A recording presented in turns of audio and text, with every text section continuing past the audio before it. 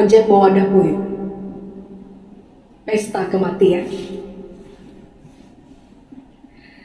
Ada yang mati di tengah kota, ada yang mati di dalam pagar sejak pagi hari. Lalu seseorang di depannya memakai kacamata dan mendongak ke arah Tuhan sambil bergoyang pantat seolah tak tahu apa-apa. Hadirin di kanan kiri berpesta dan bernyanyi kejang agar suara pembunuhan tak keluar dari dalam pagar. Di tempat kematian, sekawanan berpesta sambil mencabut kepala atap, teras tubuh dan semua sejarah yang menancap di kaki pondasi. Musik harus terus diputar agar masyarakat tak datang. Musik harus bertambah kencang agar pesta cepat selesai sebelum pandemo datang.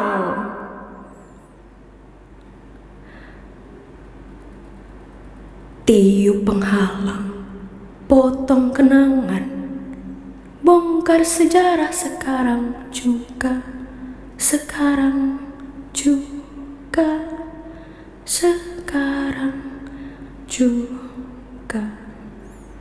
Bongkar sejarah, bongkar sejarah, bongkar sejarah sekarang juga, sekarang juga, bongkar sejarah.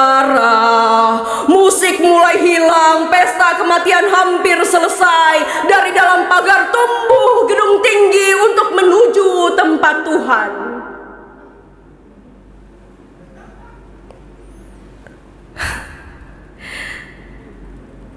Setelah membunuh sejarah,